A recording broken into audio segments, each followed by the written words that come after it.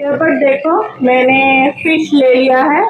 Fish को market से ही मैं अच्छी तरह से कट करके ले आया है। फिर फिश को अच्छी तरह से धोकर मैंने फ्रेश कर लिया है। देखो मछली के ऊपर से मैंने हाफ टी स्पून सॉल्ट यानी कि नमक दिया था और हाफ टी स्पून हल्दी यानी कि टर्मरिक पाउडर दिया था। अब हल्दी और सॉल्ट के साथ मैंने अच्छी तरह से मछली को मिक्स कर लिया है।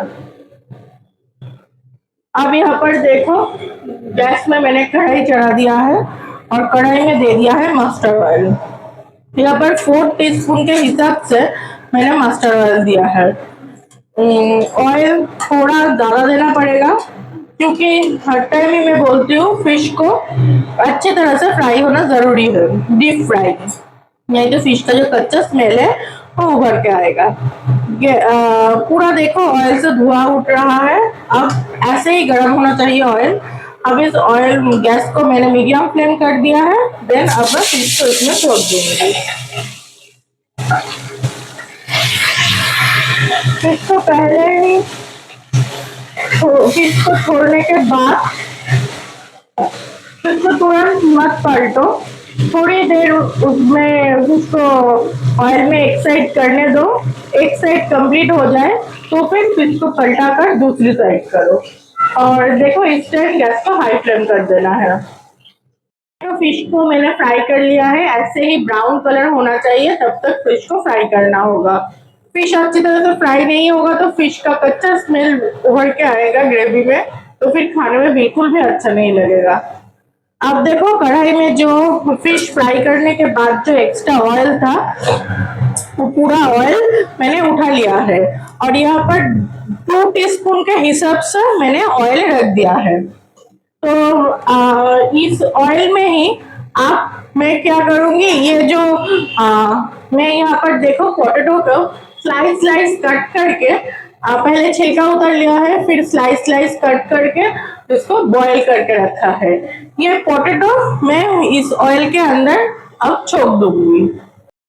अब देखो गैस को मीडियम फ्लेम करूंगी और इस पोटैटो को इसमें छोड़ दूंगी। पोटैटो को में ऐसे ही ब्राउन कलर होने तक फ्राई करना होगा। गैस को अब हाई फ्लेम कर दो, करके पोटैटो को अच्छी तरह से फ्राई कर लो। क्योंकि पोटैटो को फ्राई नहीं करोगे तो खाने में बिल्कुल भी अच्छा नहीं लगेगा। और ये रेसिपी में पोटैटो मतलब इस रेसिपी का जान है, बहुत ही बढ़िया लगता है ये देने के बाद खाने में। और बंगाली कम्युनिटी में तो पोटैटो बहुत ही फेमस है। कोई भी रेसिपी में पोटैटो देना मतलब मास्ट है कोलकाता में। और पोटैटो बॉईल करने के बाद अगर पोटैटो आप खाओगे तो फिर बहुत से लोग जो लोग डाइट करते हैं या बहुत सारे पेशेंट भी है जिन लोगों को पोटैटो खाना मना है, तो उन लोगों के लिए ये पोटैटो अगर आप बॉईल करके फिर खाने में कुक करोगे तो फिर कोई प्रॉब्लम नहीं होता है। क्योंकि पोटैटो का जो एक बॉईल करने के टाइम पोटैटो को अंदर जो कार्बोहाइड्रेट रहता है वो निकल जाता है। तो आप लोग पोटैटो बॉईल करके इजीली सबको दे सकते हो। अगर किसी के घर में पोटैटो एकदम ही नहीं चलता है और कोई भी पसंद नहीं करता है तो फिर आप लोग ये पोटैटो को स्किप कर भी सकते हो इस रेसिपी में, लेकिन दोगे तो फिर बहुत ही बढ़िया लगेगा। इसको देखो ऐसे ही मतलब हल्का सॉफ्ट हाथ से इसको फ्राई करना होगा क्योंकि ये बॉईल किया हुआ पोटैटो है, तो मतलब ज्यादा जल्दी जल्दी करोगे तो ये घट जाएगा। तो इसलिए हल्का हाथ से इसको ऐसे हल्के हल्के पलट पलट कर इसको फ्राई करो। और गैस को इस टाइम ऑलवेज हाई फ्लेम में रखना होगा। मीडियम फ्लेम में या लो फ्लेम में रखोगे तो नहीं चलेगा। अब देखो कढ़ाई में मैंने फिर से 2 टीस्पून ऑयल दिया है और इस ऑयल में ही ये रेसिपी पूरा कंप्लीट होगा। यहाँ पर मैं पहले ही दे दूंगी काला जीरा। काला जीरा ज्यादा देने की जरूरत नहीं है। काला जीरा देने के पहले ये देख लो, ये है सरसों का पेस्ट। ये व्हाइट सरसों यानी कि मस्टर्ड जिसको बोलते हैं, इसको बंगाली में शोरशे बोलते हैं, वो है। ये व्हाइट सरसों का पेस्ट है। इसको अच्छे से मतलब पेस्ट स्मूथ एक पेस्ट कर लिया है और यहाँ पर थोड़ा पानी देके मैंने पेस्ट किया है। और काला सरसों दोगे वो भी चलेगा। अब मैं इसको साइड में रख दूंगी और पहले ही मैं दे दूंगी इसमें काला जीरा। काला जीरा यहाँ पर देखो, गैस को मैंने मीडियम फ्लेम कर दिया है। काला जीरा यहाँ पर मैं दूंगी 1 टीस्पून, ज्यादा देने की जरूरत नहीं है। अब आप गैस को हाई फ्लेम कर दो थोड़ा, क्योंकि काला जीरा थोड़ा चटकने का जरूरी है, नहीं तो वो अच्छा नहीं लगेगा। अब इसमें मैं दे दूंगी मस्टर्ड, मस्टर्ड का पेस्ट। ये मस्टर्ड का जो पेस्ट है, ये पेस्ट में मैंने थोड़ा सॉल्ट और थोड़ा हल्दी दिया था पेस्ट करने के टाइम। इसमें अब मैं दे दूंगी ग्रीन चिली बीच में से कट करके। अब मैं मस्टर्ड को थोड़ा हाई फ्लेम कर दूंगी गैस को, और इसमें थोड़ा वाटर जाएगा। वाटर पहले से ही मैंने बाजू में गरम करके रखा है। मस्टर्ड देने के बाद उस पतीला में ही वाटर देके मैं इसमें दे दूंगी। अब इसको थोड़ा बॉईल होने के लिए छोड़ना पड़ेगा। ज्यादा बॉईल करने की जरूरत नहीं है, लेकिन थोड़ा बॉईल करना पड़ेगा। अब देखो बॉईल पूरा आ गया है। अब इस टाइम मैं फिश और पोटैटो को जो पहले से फ्राई करके मैंने रख दिया था वो इसमें पुट कर दूंगी।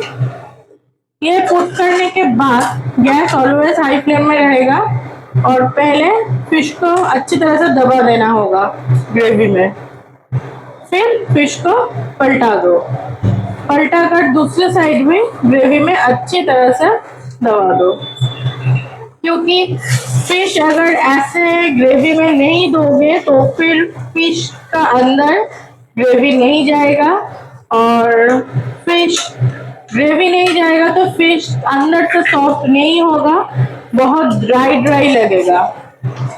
इसलिए अच्छी तरह से ऐसे करना पड़ता है। अब गैस को हाई फ्लेम में रखकर इसको थोड़ी देर के लिए 5 मिनट्स के लिए छोड़ दो, क्योंकि फिश के अंदर अच्छी तरह से ग्रेवी जाना चाहिए।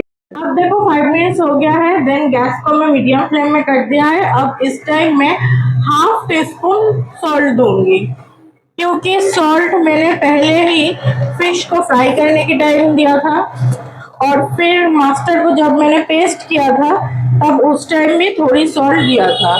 और मैं इस टाइम हाफ टी स्पून हल्दी दूंगी इसमें। ज्यादा हल्दी देने की जरूरत नहीं है। अब इसको फिर से अच्छी तरह से ग्रेवी के साथ मिक्स कर देना होगा, नहीं तो मिक्स नहीं होगा ये। अब गैस को फिर से लो फ्लेम कर दो और ग्रेवी के साथ इसको अच्छी तरह से मिक्स कर दो। अब इस टाइम ऊपर से मैं दे दूंगी चॉप किया हुआ धनिया की पत्ते। ये पत्ते मैंने पहले अच्छी तरह से धो लिया है, फिर अच्छे से चॉप कर लिया है। ये चॉप करे हुए धनिया के पत्ते देना जरूरी है, क्योंकि ये दोगे तो ये मतलब टेस्ट उभर के आएगा, बहुत ही बढ़िया लगता है। धनिया के पत्ते देने के बाद इसको मिक्स करना होगा ग्रेवी के साथ, और इस टाइम गैस को मीडियम फ्लेम कर दो।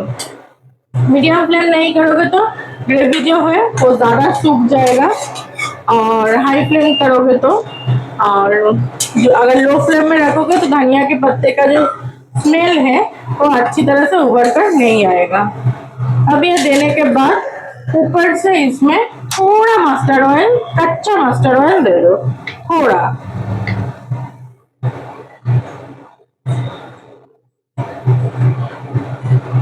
जस्ट 1 टीस्पून, छोटे जो स्पून होता है उस स्पून के हिसाब से 1 टीस्पून। अब इसको गैस एकदम सिम कर दो, सिम करके फिर 5 मिनट्स के लिए इसको छोड़ दो। अब देखो मेरा फिश पूरा रेडी हो गया है। देन 5 मिनट्स होने के बाद मैंने कढ़ाई से उतार कर इस बड़े से कटोरी में रख दिया है। ये रेसिपी सबसे अच्छा जो लगता है नॉर्मल स्टीम राइस, यानी कि जिसको सादा भात बोलता है बंगाली में, उसके साथ। और नहीं तो आप लोग वेज जो फ्राइड राइस होता है उसके साथ भी खा सकते हो, और रोटी के साथ भी ये रेसिपी बहुत ही बढ़िया लगता है खाने में। ये रेसिपी ऐसे ही आप लोग बनाओ, बना के खा के देखो, बहुत ही अच्छा लगता है। अगर मेरा ये रेसिपी आप लोगों को अच्छा लगे तो प्लीज मेरे चैनल को सब्सक्राइब कीजिए, लाइक कीजिए, शेयर कीजिए एंड बेल आइकन को प्रेस कीजिए। Thank you for watching.